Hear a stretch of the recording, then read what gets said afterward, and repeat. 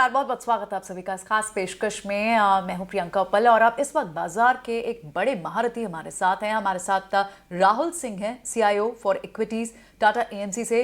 राहुल जी, बहुत बहुत स्वागत है आपका ईटीना स्वदेश पर। सबसे पहले कमोडिटी प्राइसेस की बात करना चाहेंगे क्योंकि क्रूड लगभग अपने 2021 के निचले स्तरों पर इस वक्त ट्रेड कर रहा है और एक तरह से देखा जाए तो इंडिया के लिए अच्छी बात है क्योंकि हम नेट इंपोर्टर हैं। लेकिन एट द सेम टाइम ये खुशखबरी, ये अच्छी खबर, ये राहत की खबर एक फियर ऑफ स्लो डाउन के साथ आती है कि क्या ग्लोबली बाजारों में, US में, चाइना में और जिस तरह की बातें भी की जा रही हैं, क्या एक स्लो डाउन की भी आशंका है?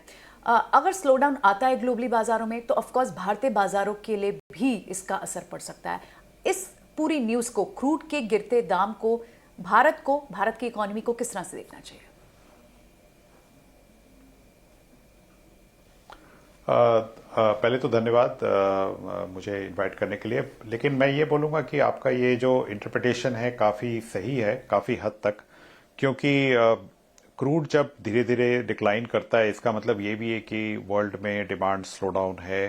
क्रूड की इतनी जो डिमांड एक्सपेक्टेशन थी उतनी नहीं है, और वो फैक्ट वही है क्योंकि चाइना भी स्लो हो रही है और US भी स्लो हो रही है। और सबसे बड़ी बात है कि इलेक्ट्रिक व्हीकल्स जिस तरीके से पेनिट्रेट कर रहे हैं उससे क्रूड या पेट्रोल डीजल की जो डिमांड बढ़ रही है, अल्टीमेटली उसमें क्रूड डिमांड भी कम होता है। लेकिन एक चीज मैं बोलूंगा, इसमें एक फर्क है कि अगर क्रूड की प्राइस धीरे धीरे कम होती है और ये स्लो डाउन धीरे धीरे होता है तो वो इंडिया के लिए पॉजिटिव है, क्योंकि इसमें एक ग्लोबल मैसिव शॉक की बात नहीं कर रहे हैं हम। इसमें ग्रेजुअल स्लो डाउन, धीरे धीरे जो स्लो डाउन होता है उसकी बात कर रहे हैं। लेकिन अगर मान लीजिए US में किसी कारणवश अगर सडन रिसेशन होता है या बहुत sharp decline GDP growth rate में होती है या चाइना में होती है और उसकी वजह से क्रूड अगर और ज्यादा गिरता है और बहुत तेजी से गिरता है, तब वो इक्विटीज के लिए हमेशा पॉजिटिव नहीं होता है।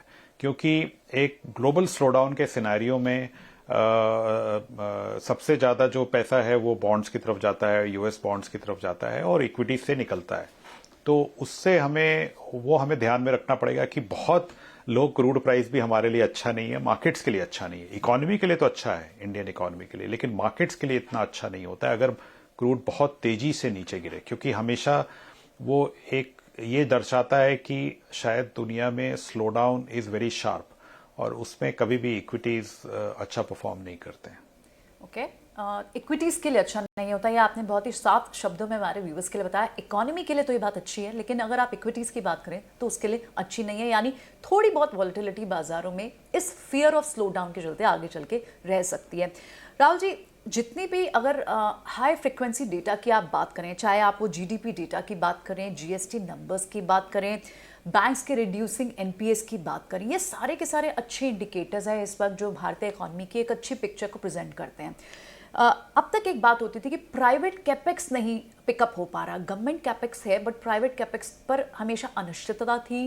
कब पिक होगा, प्राइवेट इन्वेस्टमेंट साइकिल कब शुरू होगी, इस पर बहुत बात होती थी। आपकी रिपोर्ट में कुछ बहुत इंटरेस्टिंग फैक्ट्स मुझे जो मिले उसमें ये कि कहीं ना कहीं अब ये साइकिल भी शुरू हो चुकी है। इनफैक्ट हम मेड टू लेट साइकिल में हैं। लेकिन क्या ये इन्वेस्टमेंट साइकिल, ये कहना ठीक होगा कि सिर्फ कुछ पर्टिकुलर सेक्टर्स में ही है, सनराइज सेक्टर में ही पैसा जा रहा है, इन्वेस्टमेंट साइकिल वहां हो रही है, या फिर कौन कौन से सेक्टर्स हैं जिन पर इनका इंपैक्ट पड़ेगा?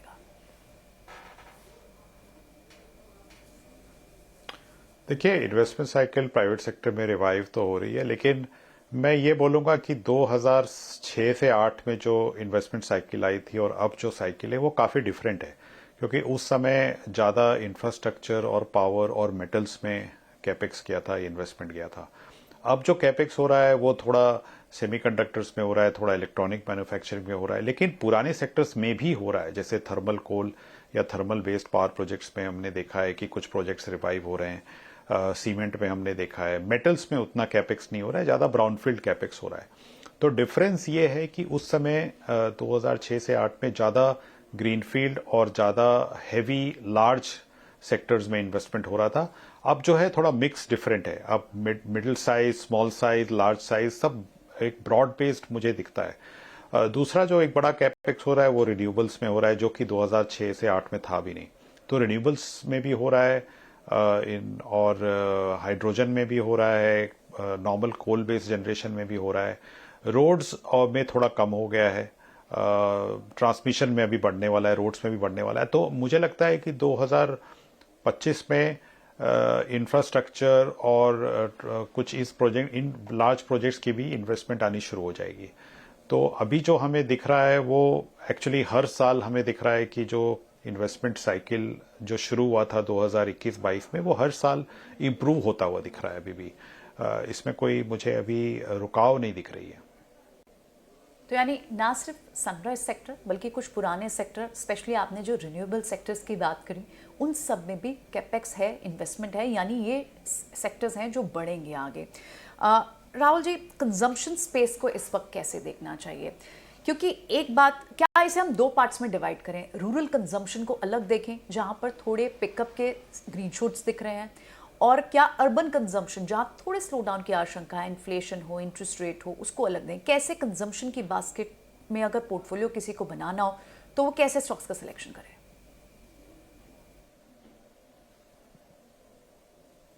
नहीं, बिल्कुल सही बात है। आई थिंक अर्बन कंजम्पशन काफ़ी अच्छा परफॉर्म किया था पिछले 2 साल में। काफ़ी हद तक सारे अर्बन कंजम्पशन तो नहीं अच्छा किया, लेकिन जैसे ऑटो बोलेंगे या लग्जरी प्रोडक्ट्स या लग्जरी स्पेंडिंग जो इसको बोलते हैं, वो काफ़ी अच्छा परफॉर्म की थी। और जो छोटे टिकट साइज वाली कंजम्पशन है वो इतने अच्छा परफॉर्म नहीं की थी।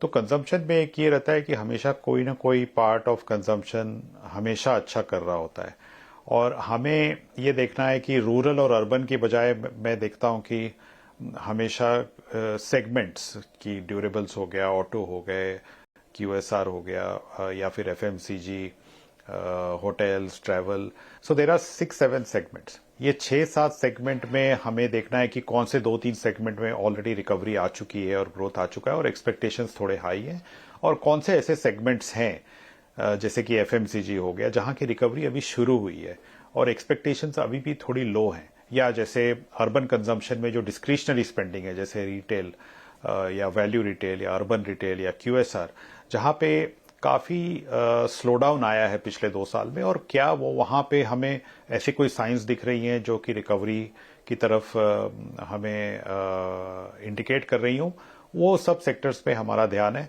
तो अर्बन और रूरल की बजाय हम ये इनको सेगमेंट्स में हमें देखना चाहिए, उससे हमें शायद ज़्यादा क्लैरिटी मिलेगी।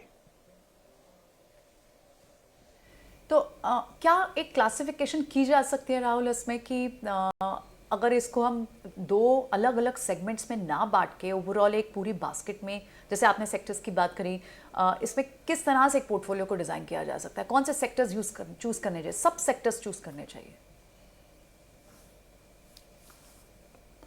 आज जैसे एफएमसीजी और अर्बन रिटेल या वैल्यू रिटेल, इन सेगमेंट्स पे मुझे लगता है कि ज़्यादा ध्यान देना चाहिए, क्योंकि पिछले 1-2 साल में जो स्लो डाउन आया है, अब वो अच्छे मानसून की वजह से बोल लीजिए या बेस इफेक्ट की वजह से बोल लीजिए, थोड़ी सी रिकवरी की उम्मीद ज़्यादा है मुझे वहाँ पे। लेकिन जहाँ पे ऑलरेडी 3-4 साल से अच्छा ग्रोथ चल रहा है, जैसे कि ट्रैवल हो गया, टूरिज्म हो गया, या फिर लग्जरी आइटम्स हो गए या हाई टिकट आइटम्स हो गए जैसे एसयूवीज, ऑटो, वहाँ पे थोड़ा सा मॉडरेशन आएगी ग्रोथ में। और हमेशा जो है स्टॉक्स इंक्रीमेंटल न्यूज़ पे रिएक्ट करते हैं, या इंक्रीमेंटल न्यूज़ पे उन पे अल्फा क्रिएट हो सकती है कि जहाँ पे एक्सपेक्टेशंस लो हैं वहाँ पे अगर कोई पॉजिटिव सरप्राइज आ गई तो हमेशा रिटर्न्स वहीं से बनती हैं। जहाँ जहाँ पे ऑलरेडी एक्सपेक्टेशंस हाई है वहाँ हल्की फुल्की डिसअपॉइंटमेंट भी आ गई तो रिटर्न्स की उम्मीद कम हो जाती है। वन लास्ट क्वेश्चन, आप बैंक्स और फाइनेंशियल्स को इस वक्त किस तरह से अप्रोच करने की सलाह देंगे? क्योंकि बैंक्स ने, फाइनेंशियल्स ने अंडर परफॉर्म ही किया है बेंचमार्क इंडिसेस को, अगर आप वाईटीडी की बात करें तो। लेकिन अब क्योंकि हम इंटरेस्ट रेट कट के सिनेरियो के आसपास भी हैं, आरबीआई भी आगे चल के इंटरेस्ट रेट कट करने की बात करेगा, और ऑफ कोर्स अब तो कई सारी ब्रोकरेजेस ये एंटिसिपेट भी कर रही हैं कि अगर इंटरेस्ट रेट कट होता है तो ईपीएस कट भी लाइकली पॉसिबल है, क्योंकि कहीं ना कहीं बोरोइंग कॉस्ट अगर कम नीचे आती है बैंक्स के लिए, तो बैंक्स के फ्लोटिंग रेट्स और फिक्स रेट्स, इन दो क्लासिफिकेशन के हिसाब से ही कौन सा बैंक के पास मार्जिन ऑफ सेफ्टी होगी और कौन सा बैंक्स पे निम्स के प्रेशर रहेंगे, ईपीएस कट्स होंगे, इस पर भी एक डिस्कशन है। कैसे बैंक्स और फाइनेंशियल्स को अप्रोच करने की सलाह दे रहे हैं? बैंक्स फाइनेंशियल्स में आपकी बात बिल्कुल सही है कि मार्जिन प्रेशर की एक्सपेक्टेशन तो है, लेकिन अच्छी बात यह है कि जितने भी एनालिस्ट हैं, जितने भी रिसर्च हाउसेस हैं, सबने ऑलरेडी मार्जिन कंप्रेशन अज्यूम कर लिया है। तो अब यहां से और नेगेटिव्स की उम्मीद नहीं है। इनफैक्ट अब बैंक्स ये कर रही हैं कि वो अपनी ग्रोथ स्लो कर रही हैं और मार्जिन्स को प्रोटेक्ट कर रही हैं। तो ये हो सकता है कि मार्जिन्स पे थोड़ी पॉजिटिव सरप्राइज आए और ग्रोथ पे थोड़ी नेगेटिव सरप्राइज आए। तो ब्रॉडली स्पीकिंग ये बैलेंस हो जाना चाहिए, और मुझे नहीं लगता कि यहाँ से जो प्रॉफिट एक्सपेक्टेशन है ये बैंक्स की, वो ज़्यादा अप या डाउन जाएगी फ्रॉम द एक्सपेक्टेशन। बट अच्छी बात यह है बैंकिंग सेक्टर में कि वैल्यूएशन काफ़ी रीजनेबल है। इनफैक्ट अभी तो मैं बोलूँगा कि ऑलमोस्ट एकमात्र सेक्टर है जहाँ पे वैल्यूएशन अगर आप 10 साल के एवरेज से कंपेयर करें तो उसके कंपैरिजन में काफ़ी रीजनेबल है। तो हो सकता है कि ट्रिगर्स 3 महीने बाद आए, 6 महीने बाद आए, जब डिपॉजिट ग्रोथ थोड़ी एग्रेसिव हो, थोड़ी निम की प्रेशर खत्म हो जाए, लेकिन वैल्यूएशन अभी काफ़ी सपोर्टिव हो गया है। और रही बात दूसरे पार्ट्स ऑफ बीएफएसआई की, तो इंश्योरेंस सेक्टर काफ़ी अच्छा कर रहा है, जनरल इंश्योरेंस और लाइफ इंश्योरेंस बोथ। एएमसीज अच्छा कर रहे हैं, एंड तो हमें बीएफएसआई में केवल बैंक्स पे फोकस नहीं रखना है, हमें एनबीएफसीज और इंश्योरेंस और एएमसीज, इन सारे कंपनीज पे हम फोकस रखते हैं, और एक अच्छा पोर्टफोलियो, एक diversified portfolio with in BFSI बनाने की काफ़ी अच्छी सिचुएशन में, जहां बैंक्स हमें वैल्यूएशन कंफर्ट देंगे और अगर हमें ग्रोथ चाहिए तो हमें ये बाकी सेक्टर्स हमें ग्रोथ दे रहे हैं, और वहां भी वैल्यूएशंस बहुत एक्सपेंसिव नहीं है। सो अगर मैं बाकी सेक्टर से कंपेयर करूं तो वैल्यूएशंस अभी भी रीजनेबल है non banking part of BFSI में भी। ओके, ठीक है। So non banking part of BFSI आपको यहाँ ज़्यादा पसंद आता है। बहुत बहुत शुक्रिया राहुल जी, आज समय देने के लिए, ये सारे सवालों के जवाब देने के लिए। Rahul Singh, CIO equities Tata AMC से बात कर रहे थे और कई सारे मैटर्स पर हमें अपने इनसाइट्स भी उन्होंने शेयर किए।